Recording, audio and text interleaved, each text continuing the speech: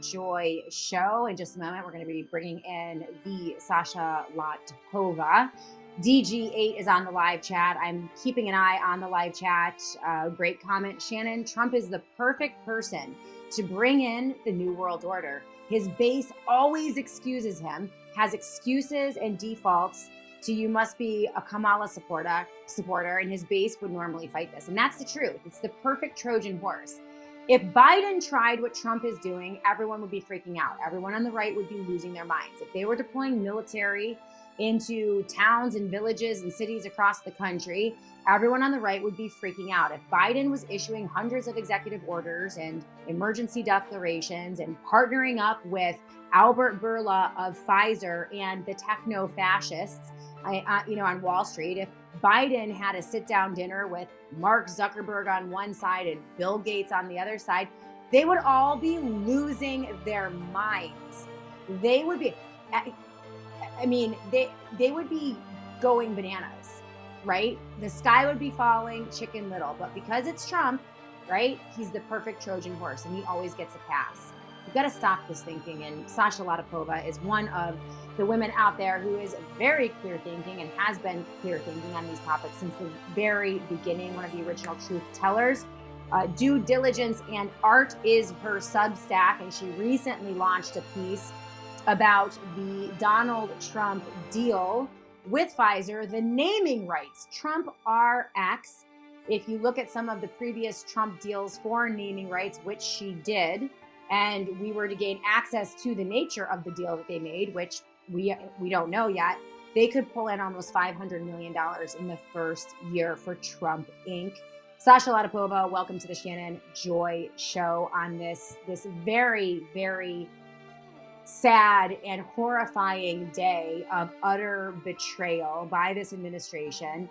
And Robert Kennedy Jr., by the way. Everyone is giving him a pass because he's in the corner, like, looking miserable. But I'm like, why don't you do something, Bobby? Instead of looking, standing there looking like you have a sour face. Welcome to the Shannon Joy Show. How are you doing, Sasha? Hi, Shannon. Thank you for inviting me. I'm doing great. Absolutely. Despite everything. What do you make of this? Let's get your thoughts first on this unholy alliance between Donald Trump, Bobby Kennedy Jr., Macri, who else was up there with him? A few others. Aligning with Pfizer. Yeah, Bourla. What do you make of it? Well, so yes, exactly. It is a kind of a unholy matrimony that happened because a name change occurred.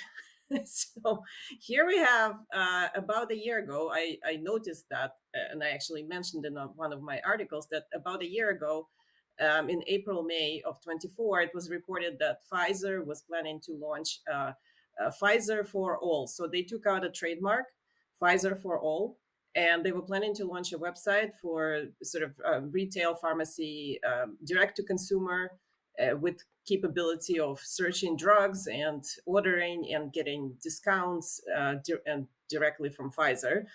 And so, so that was reported.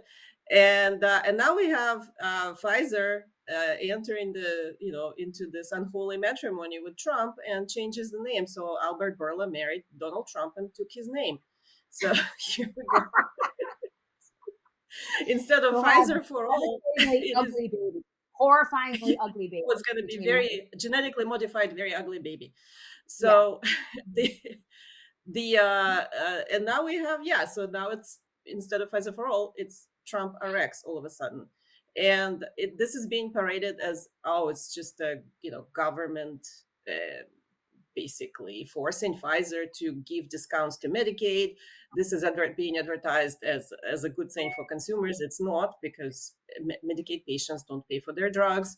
And then it's also part of the deal where Pfizer is pledging to invest $70 billion into the U.S.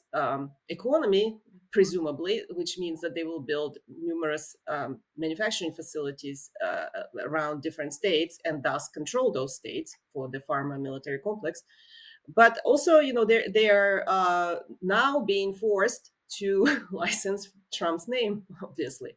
And that part of the deal is non-government, so we can't even FOIA it because these are two private corporations dealing between themselves. So it's Trump Organization and Pfizer, and this is a private deal that they entered. So I don't have access to that deal, but I do have access to. Well, maybe Pfizer will have to report it as material in their SEC filings, so that remains to be seen in the future. But what I can tell from previous Pfizer arrangements like this, and he licensed his name to numerous locations, to various hotels in the US, in Canada, in other locations, in Turkey. He licensed his name to Trump Towers, different hotels, different facilities, casinos, golf courses. There's Trump vodka, there are Trump steaks, there are various merchandising items that they're selling continuously, Trump coins, all that. So if something is named Trump and sold commercially, it means the name is licensed. And there's no possibility in the universe where this Trump RX deal doesn't have that licensing, because Right. if they don't, then all those other people that are paying Trump Organization for licensing his name can contest and nullify their deals. Right. That's how Right. it works. Absolutely. And tell us about this lucrative deal, Trump cashing in now. I mean, this is such a bastardization of free market capitalism. I mean, this is the definition. I mean, it's right in our faces: crony capitalism, fascism, socialism, the merging of the state and corporate entities. And they're not even trying to hide it. I mean, they're just blatantly doing it right in front of our faces. How lucrative could this deal be for the Trump administration, or not the Trump administration, for the Trump family, the Trump name, the Trump Trump, corporation? Trump family. Yeah, Yeah. so based on the previous deals, it looks like their typical terms are something like 3 to 5% off the wholesale revenue. So they're Okay. skimming off the top, and and then also various other terms such as upfront fees for signing, which are anywhere from 5 million to 20 million. Mhm. So the 3 to 5% royalty, and then there are different terms like how long this lasts, usually 10 years, and various controls that uh, Trump Organization can then enforce onto the brand, onto whoever is running this commercial part of it. So now they're further controlling Pfizer, even further merging with Pfizer Yeah. through Right. this method, right? To control the branding of this website. Unbelievable. And the headline, and you can find all of this information on Sasha Ladapova's Substack. It is Due Diligent Art. And we are looking at anywhere between 75 million and 500 million in royalties per Mm-hmm. year, which Yes. is, and this is what you had to say in the Substack. Overall, I mean, I love this. Well, let's start here. It, so wouldn't Trump then, as president of the United States of America, with great power, wielding authority over all of the various branches, all of the various bureaucracies, the ability to write executive orders, declare emergencies, push the funding bills and so forth, lean on legislators to carve out funding for this corporation or that corporation? Aren't there just about a million ways that Donald Trump can rig the game? Like, he's now Mm-hmm. invested in a corporation. He's branded with Pfizer that is going to distribute pharmaceutical products to people across the country.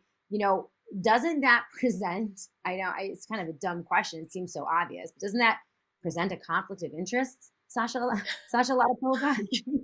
Yeah, it's actually it's a huge, well, Weaponizing power. Yeah, go it's ahead. not just a conflict of interest, it's plainly illegal. Actually, Constitution forbids this. There's a moments clause in the Constitution, as far as I remember, that explicitly forbids this behavior. He can't, as yeah, he has enormous power as the president of the United States, and to shake down corporations like this. And so that those legal provisions exist to prevent this from happening. And now we see it blatantly in our faces in broad daylight.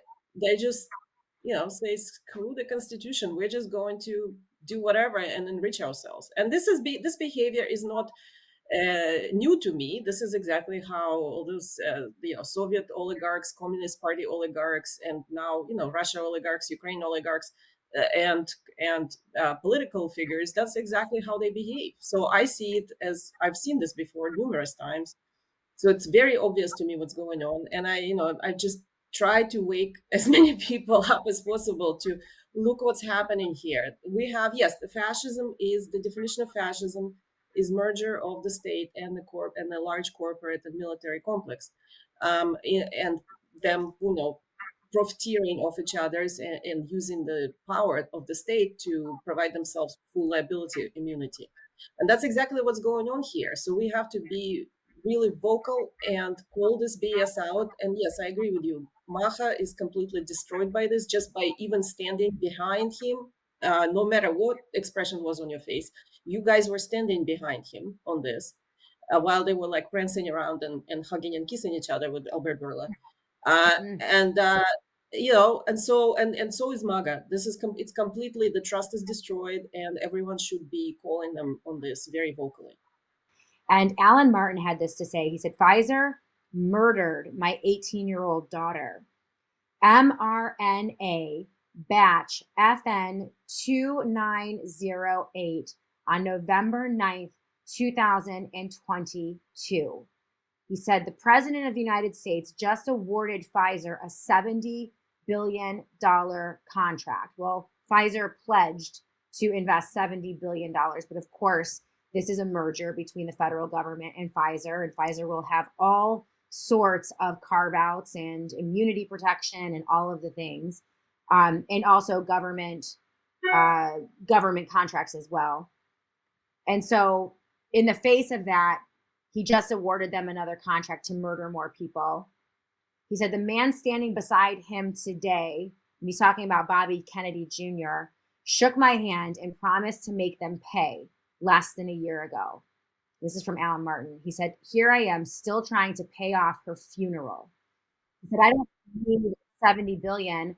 I only need about 4,000 so that she can have a headstone. They murdered her in all caps, and now they're leaders and great people, question mark. He says, F you. And he said the words. The gaslighting is too much. I can't effing take it anymore. And that's from Alan Martin. And these are the real responses from people whose children have died, whose children have been killed because of Pfizer mRNA shots. And not only are they not being supported, they are being gaslit. They're being ignored. And the knife is being twisted in their backs. And he mentioned talking to Bobby Kennedy Jr., promising that he would make Pfizer pay. Mary Telly Bowden is with us now. We were able to get her all set up in the Joy Virtual Studio as she's preparing for her show, On Call with Dr. Mary Tally Bowden. And wow, there's no one else I want to talk to than you. We just had Sasha Latapova in the Joy Virtual Studio to get her thoughts on what she called an unholy matrimony, a marriage of Donald Trump and Albert Burla, a coming together of the corporation and the state in an unholy alliance, wicked lucrative. Trump has the naming rights for Trump RX. And there are just broken bodies, broken people, broken family in the wake. You are a practicing physician. You see people in your practice every day devastated by these shots. What are your thoughts about what went down yesterday? Well, I mean, it was a slap in the face. It was a gut punch. I'm on several chat rooms with the vaccine injured, and people were crying. I mean, people were really upset about this. Like you said, I continue to see patients almost on a daily basis who are injured by these shots. I don't think we've seen the full ramifications of the poison. 80% of Americans got these shots. And what I am seeing is manifestations of lingering spike protein in the body. And whether you have symptoms or not, if you go and check your COVID spike protein antibody levels, you're going to be shocked 4 years later. The people that got the shots, what I'm seeing, these spike protein antibody levels are 10 times higher than the patients that did not get these shots. That is not normal. It suggests that there is spike protein still in the body. America has been poisoned, and our government is laughing at us. It's really disgusting. You're going to be talking to Brooke Jackson today and her attorney, Warner Mendenhall. Brooke witnessed outright fraud conducted by Pfizer in the clinical trials in the state of Texas when she was there. That is the root of her, I think it's $1 billion lawsuit against Pfizer. Have you spoken with them yet? I mean, how do you think they are going to react to this? And how is you talked about the people in the chat rooms and people who have been injured, people whose lives have been turned upside down, who've lost loved ones. What about the medical freedom community at large? Like people who have influence, people who are interfacing with Bobby Kennedy Jr. and Maha and some of the people in Washington, D.C. I mean, what are the thoughts there as well? But let's start with Brooke and what you plan on talking with her about, and then we'll move out to the movement as a whole, which we can call it Maha, but it really is the medical freedom movement. Those of us who stood up against this from the very beginning. Go ahead. Well, clearly we can't rely on our executive branch to do anything about this problem.